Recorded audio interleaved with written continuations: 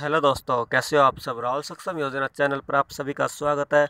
दोस्तों, हरियाणा कौशल रोजगार निगम की नई पॉलिसी आ चुकी है और मैं आपको इस पॉलिसी के बारे में अच्छे से समझाने वाला हूं, तो आप ध्यान से ज़रूर सुनना और देखना भी, ताकि आपको अच्छे से समझ में आ सके।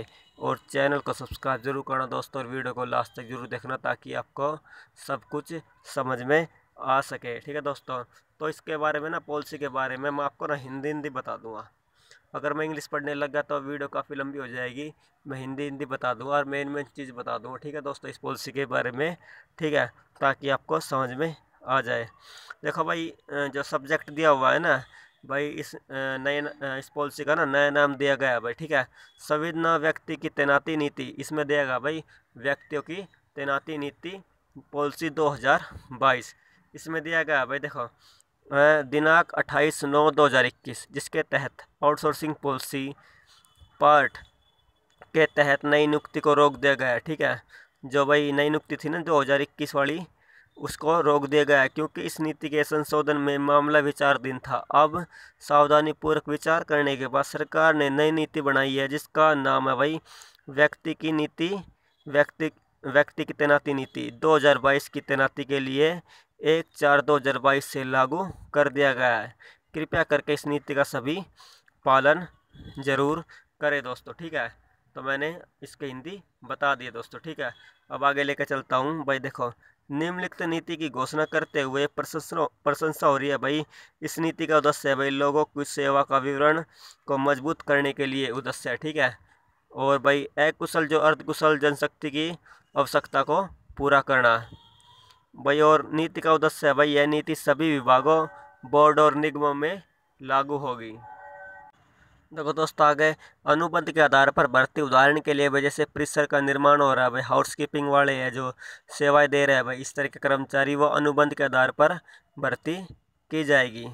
परियोजना दिशा निर्देश के तहत परियोजना जैसे एनएचएम कर्मचारी है वो, ठीक है, एक स्वीकृत पद के विरुद्ध, जैसे हार्टोन के कर्मचारी जो विरुद्ध कर रहे थे भाई। ठीक है, तो भाई जो आउटसोर्सिंग नीति के तहत लगे व्यक्ति है, ठीक है, ये आउटसोर्सिंग नीति के तहत लगे हुए कर्मचारी है। ठीक है, और आंगनवाड़ी कर्मचारी, जैसे देखो मैं आपको दिखाता हूँ, जैसे आंगनवाड़ी कर्मचारी ना, जैसे पार्ट टाइम है जो पंप ऑपरेटर है, ये केंद्र प्रायोजित के तहत नियुक्ति होंगे। ठीक है दोस्तों, जैसे ये आंगनवाड़ी है ना, देखो ये आंगनवाड़ी वर्कर है, पार्ट टाइम वर्कर है, और वाटर पंप ऑपरेटर है ना, ये केंद्र द्वारा प्रायोजित के तहत नियुक्त होंगे। ठीक है दोस्तों, अब आगे लेकर चलता हूँ मैं आपको। देखो, जो सेवानिवृत्त कर्मचारी है ना, जिसकी नियुक्ति परिश्रमिक हरियाणा द्वारा शासित है, इन मामलों के लिए ना प्रशासनिक मौजूदा सेवा अधिनियम परियोजना हरियाणा सरकार द्वारा दिशा निर्देश द्वारा लागू होंगे। लेवल 1 से लेवल 2 तक की नौकरी की भूमिका सूची यहाँ उपलब्ध है। इस नीति में ABC तैनाती के प्रस्ताव पत्र, डीओल का अर्थ है भाई नियम और शर्त पत्र, सरकार का अर्थ है भाई मानव संसाधन विभाग। ठीक है, और भाई जैसे निगम का अर्थ हरियाणा कौशल रोजगार निगम के रूप में काम करेगा। और भाई निगम मजदूरी का अर्थ है भाई सरकार द्वारा समय समय पर मजदूरी की दर लागू करना। ठीक है दोस्तों, इसमें इसमें भाई मेन चीज़ यही है जो मैं बता रहा हूँ ना, मेन चीज़ बस वही है, और मेन चीज़ ही बता रहा हूँ मैं आपको। ये देखो दोस्तों, बजटीय प्रावधान, प्रत्येक मांग पत्र विभाग ये सुनिश्चित करेगा भाई जिसके पास उसके पास इसके लिए पर्याप्त बजट है या नहीं है। कर्मचारी का वेतन है ना, वो समय पर भुगतान कर पाता है या नहीं कर पाता, यह सुनिश्चित करेगा। ठीक है, हर महीने की 7 तारीख तक भुगतान होगा या नहीं होगा, और निगम स्वतंत्र होगा। ठीक है, अगर कोई भी विभाग में 7 तारीख तक वेतन का भुगतान नहीं कर पाता ना, तो निगम 50 रुपये जुर्माना लगाने के लिए, ठीक है, 50 रुपये जुर्माना लगाएगा। और TDS जो और GST का भी पालन करण होगा। ठीक है, जो मासिक वेतन 1% को छोड़कर अपनी सेवा के रूप में चार्ज करेगा। ठीक है, हरियाणा कौशल रोजगार निगम में शामिल होने से पहले संगठन स्थापित करेगा भाई कार्य अनुभव संबंधित दस्तावेज, और समय पर जांच के निर्देश भी देता रहेगा। कोई दस्तावेज सही नहीं पाया गया तो अस्वीकार भी कर सकता है संगठन। ठीक है, तो भाई समय समय पर इसकी ज्वाइनिंग की जांच भी होती रहेगी। अगर कोई दस्तावेज ज्वाइनिंग के टाइम सही नहीं पाया गया तो गलत पाया जाता है ना, तो भाई उसका जो ज्वाइनिंग लेटर है ना अस्वीकार भी हो सकता है। अब आगे लेकर चलता हूँ। ये देखो दोस्तों, अवधि के बारे में इस बार इसमें ना मैं अवधि के बारे में बताऊंगा। इस नीति के तहत पहली बार में तैनाती की अवधि एक के लिए ही 1 वर्ष की अवधि होगी। अवधि की समाप्ति होने से पहले 2 महीने पहले बताना होगा। फिर मासिक प्रदर्शन, भाई कैसा काम कर रहा है कर्मचारी, तो सहमति, अगर सहमति के आधार पर संगठन एक विस्तार अनुरोध प्रस्तुत कर सकता है। ठीक है, अवधि 1 वर्ष हो या उससे कम पाई जाती है तो वित्त के अधीन विभाग जांच करेगा, भाई कैसे किस प्रकार उसकी अवधि 1 वर्ष से कम है तो ठीक है, तो जांच भी कर सकता है विभाग। ये देखो दोस्तों रोल ऑफ द निगम। ये देखो रोल ऑफ द निगम, ठेकेदार के रूप में पंजीकरण। निगम ये सुनिश्चित करेगा भाई हरियाणा श्रम ठेकेदार के रूप में पंजीकरण है या नहीं है। सरकारी विभागों से मांग पत्र प्राप्त करने के लिए वेब पोर्टल, निगम अपने वेब पोर्टल पर मांग पत्र देने वाला संगठन से मांग पत्र मांगेगा। पीपीपी, निगम सुनिश्चित करेगा जो व्यक्ति हरियाणा कौशल रोजगार निगम में काम करता है उसके परिवार का भी विवरण हरियाणा कौशल रोजगार निगम में हो। हरियाणा कौशल रोजगार निगम जो व्यक्ति शॉर्ट लिस्ट में नहीं आता उन लोगों का प्रशिक्षण कौशल प्रदान करने की व्यवस्था करेगा। जो शॉर्ट लिस्ट में नाम आता है, जो हरियाणा कौशल रोजगार निगम में जो व्यक्ति शॉर्ट लिस्ट में नाम आता ना, तो उन लोगों का प्रशिक्षण कौशल प्रदान करने की व्याख्या करेगा। ठीक है, और बताता हूँ मैं आपको आगे। इसमें देखो दोस्तों, एक्सपीरियंस वाला, योग्यता जो अनुभव के आधार पर ही नौकरी की भूमिका का शीर्षक है। जो भाई जिसकी योग्यता और अनुभव के आधार पर ही हरियाणा कौशल रोजगार निगम में नौकरी दी जाएगी। ठीक है, अगर ऐसा नहीं होगा भाई जिसकी योग्यता कम है और अनुभव ज़्यादा है तो नौकरी दी जाएगी। तो योग्यता और अनुभव के आधार पर जल्दी से जल्दी हरियाणा कौशल रोजगार निगम में नौकरी दी जाएगी।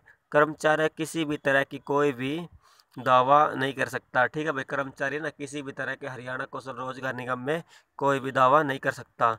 इसमें देखो भाई छुट्टी के बारे में बताऊंगा मैं आपको।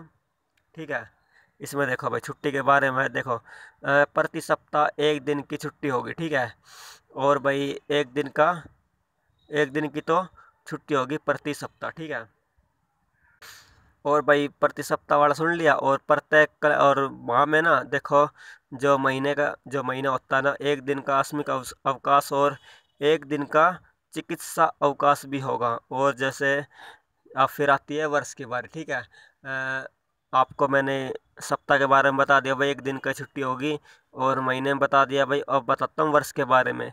वर्ष में ना इसमें आप वर्ष में 10 दिन का अवकाश ले सकते हो और 10 दिन का चिकित्सा अवकाश भी आपको मिलेगा। ठीक है भाई, वर्ष वाला के निगम अनुबंध सेवा के अनुसार यात्रा भत्ता पाने के भी हकदार होंगे।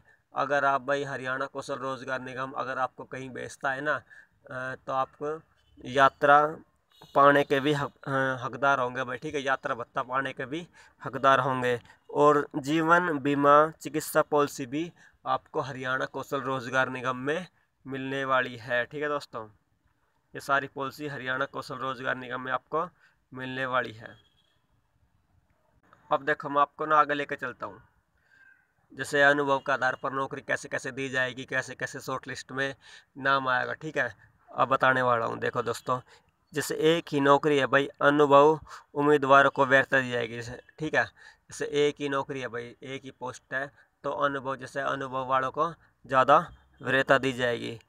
कई व्यक्ति जिनके पास अनुभव एक ज़िले में रह रहे हैं। ठीक है, जैसे कई भाई व्यक्ति है एक ही ज़िले में रह रहे हैं। ठीक है, तो भाई विफल रहने वाले जो अनुभव ज़्यादा है ना, तो उनको वरीयता दी जाएगी। पहले जिनके पास अनुभव ज़्यादा है उनको वरीयता दी जाएगी।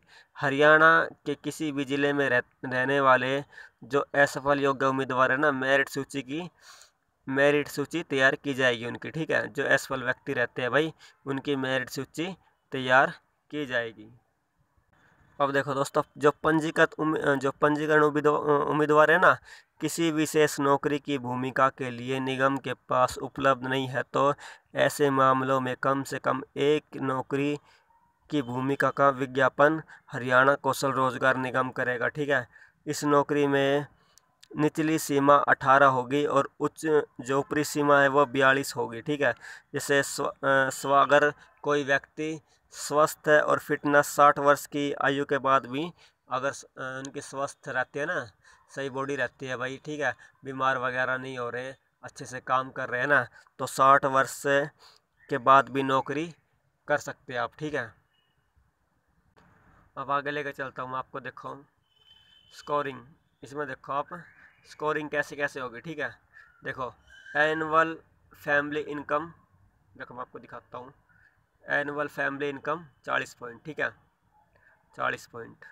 ठीक है, age of candidate 15 point, skill qualification 20 point, और भाई socio economic criteria 5 point, CET test written, अगर CET test written exam score है भाई तो 10 पॉइंट, और भाई रेजिडेंट सेम डिस्ट्रिक्ट, ठीक है, सेम ज़िले में रहना तो 10 पॉइंट है।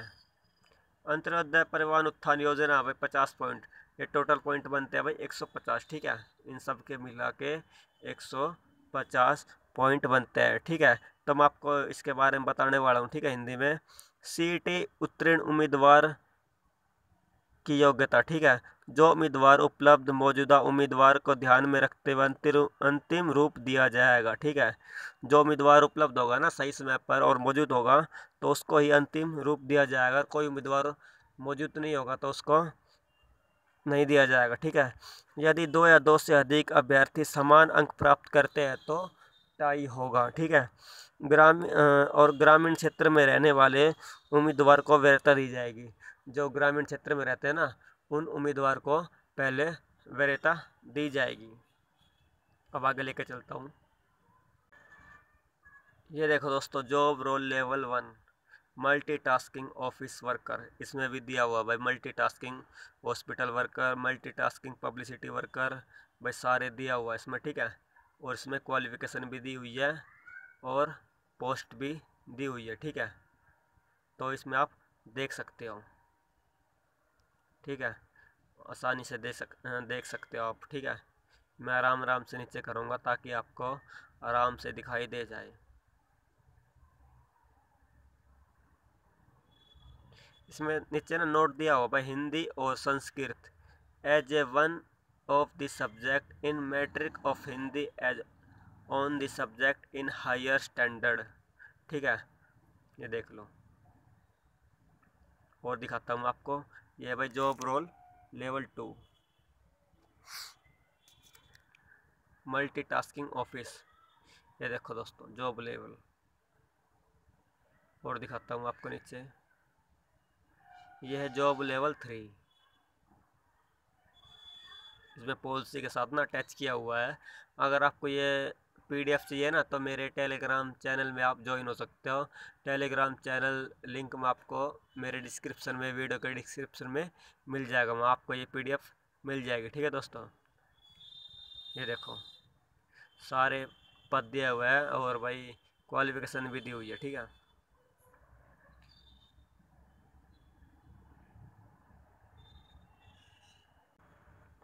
ये तो मैंने आपको बता ही दिया भाई। देखो ठीक है, ये तो मैंने आपको पीछे भी दिया हुआ भाई ये पॉइंट के बारे में। ठीक है, कैसे कैसे स्कोर बनेगा। ठीक है, income, family income, age of candidate, ये सारे 150 पॉइंट बनते हैं, इसके बारे में मैंने आपको बता दिया। ठीक है दोस्तों, हाँ ये देखो दोस्तों, भाई ये देखो फैमिली इनकम अप टू 1,80,000 से 40 पॉइंट, फ्रॉम 1,80,000 टू 2.5 लाख से 30 पॉइंट, 2.5 लाख टू 4 लाख से 20 पॉइंट, और 4 लाख टू 6 लाख 10 पॉइंट। ठीक है, इसमें भी पॉइंट आपको मिलेंगे मैक्सिमम 40 पॉइंट। ठीक है,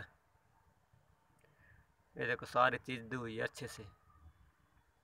ये देखो दोस्तों एज का भी दिया हुआ है। ठीक है, एज के ऊपर भी पॉइंट दिया हुआ है। Scoring parameter from 18 to 24 year 5 point, 24 to 30 10, 30 to 36 15, 36 to 42 10, above 42। ठीक है, 42 से ऊपर 0। ठीक है, इसमें सारी चीज़ दी हुई है।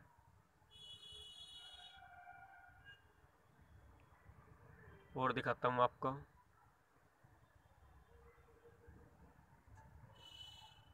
बस इतना ही है, ठीक है। तो मैंने आपको पूरे अच्छे से बता दिया है भाई, ठीक है। पॉलिसी के बारे में अगर आपको कुछ समझ में नहीं आता तुम आप मुझसे पूछ सकते हो, ठीक है, कमेंट करके। मैं आपको आसानी से बता दूँगा, ठीक है। अगर आपको एक पीडीएफ चाहिए तो आप मेरे टेलीग्राम चैनल में ज्वाइन हो सकते हो, वहाँ पे आपको एक पीडीएफ मिल जाएगी, ठीक है। दोस्तों, आप चैनल को ज़्यादा से ज़्यादा सब्सक्राइब करना, क्योंकि सारे अपडेट हरियाणा कौशल रोजगार निगम से रिलेटेड मैं आपको देता रहूँगा। तो आप चैनल को सब्सक्राइब ज़रूर करना दोस्तों। मिलते हैं नेक्स्ट वीडियो में। धन्यवाद दोस्तों।